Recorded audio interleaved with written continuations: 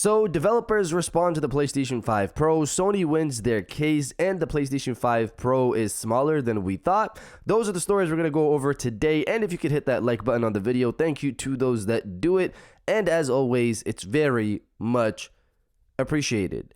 First, yes or no, do you have the PlayStation 5 Slim or not? We're obviously going to be talking about the PlayStation 5 Pro in the video today, but before that, I'm curious how many of you have the Slim. So comment below yes or no if you have the PlayStation 5 Slim or not. Let me know down in the comments below. Now, diving into the first story of the video, Sony wins their case. Reading from Video Game Chronicle, Sony has successfully won a patent infringement lawsuit in which it was being sued for $500 million for its controller-to-console communication method. The lawsuit was initially filed against Sony in 2017 by Genuine Enabling Technology, GET, which claimed that Sony had infringed on its patent in the way its controllers and consoles connect to one another. However, as reported by GamesIndustry.biz, a U.S. District Court judge has now ruled in Sony's favor, deciding it didn't infringe on the patent. One of the main complaints in GET's suit was that PlayStation consoles and controllers submit a slow, varying frequency signal for button inputs and high frequency signal for motion controls.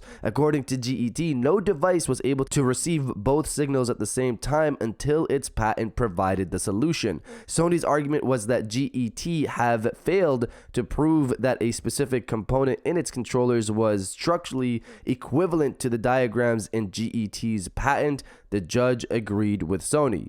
So, I didn't even know this lawsuit was going on, but then again, I wasn't really running a dedicated channel back in 2017. That $500 million can now be used, I guess, to make one new game, considering how much AAA games cost to make nowadays. Maybe Sony could show us some of those first-party AAA games at their next showcase. Maybe, this summer. Hopefully, we'll see that actually come to fruition. And if you're enjoying the video so far, hit that subscribe button and join our growing community on our way to 150,000 subscribers.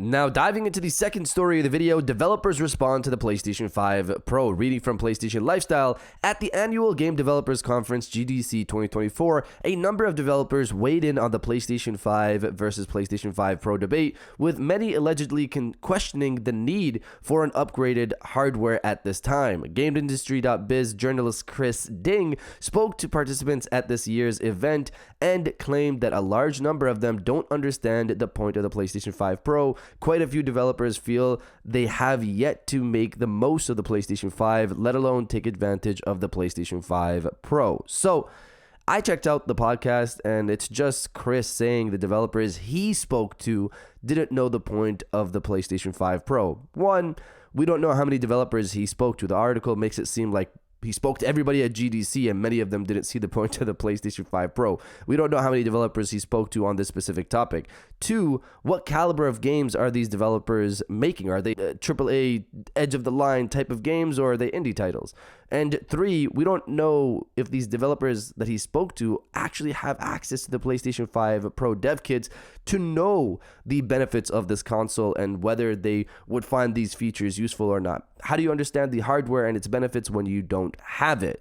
We'll see how this goes later this year. I'm excited for the PlayStation 5 Pro to drop, but you guys let me know if you're excited for the Pro or not. Let me know down in the comments below.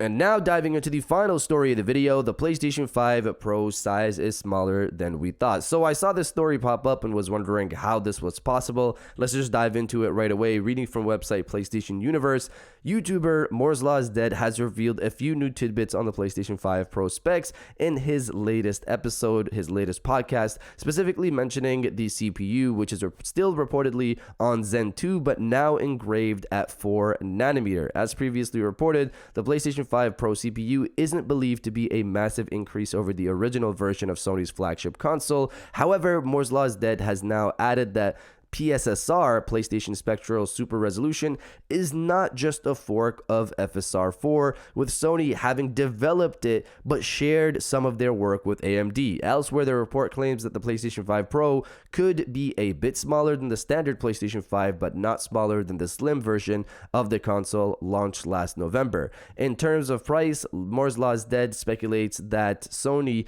could position the new console, the new machine, at $500 without the disk drive. So there are a few things to touch on here. First, it's great to hear that PSSR, PlayStation Spectral Super Resolution, is not just a fork of FSR4.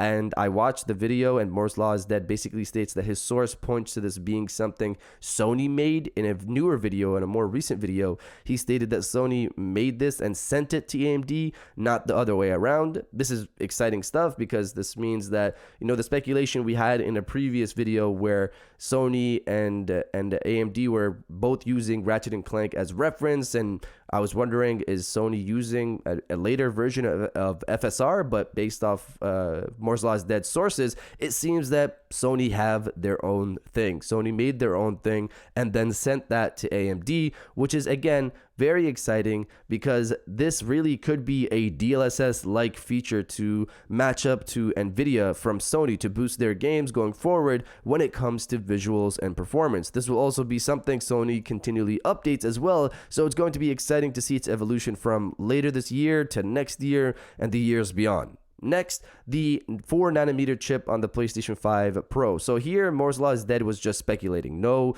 insider information on this. And finally, I also saw him discuss the size of the PlayStation 5 Pro. This is also him just speculating that it'll be larger than the Slim, but smaller than the base PlayStation 5. I can see this mainly because of the improvements made for the PlayStation 5 cooling setup on the Slim. We just need to know how much cooling the PlayStation 5 Pro will need. Sony is also reportedly going to have the PlayStation 5 Pro have a detachable disk drive as well, so I'd assume they'd want to only have one model of the disk drive, so they'll use the same one that's on the Slim. You can use the Slim one on the Pro, and you can use the Pro on the Slim.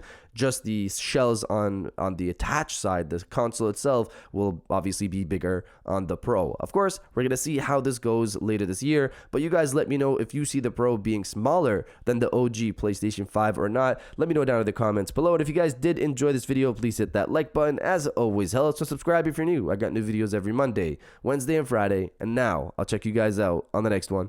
And welcome back to the after show. This is the part of the video where we have a little fun down in the comments below. If you're old, welcome back. If you're new, welcome. For today's thing, what I want you guys to do is to body, obliterate, destroy, and overall harass the comment section with the long weekend is here. Like myself, there's probably a bunch of you out there who also have Good Friday off, and you're, just enjoying the long weekend. If you're in the same boat, or if you're just ready for the weekend, destroy the comment section with the long weekend is here, and I'll definitely heart those comments like I always do because I appreciate everybody who stays to the end of my videos. And now I'll check you guys out on the next one.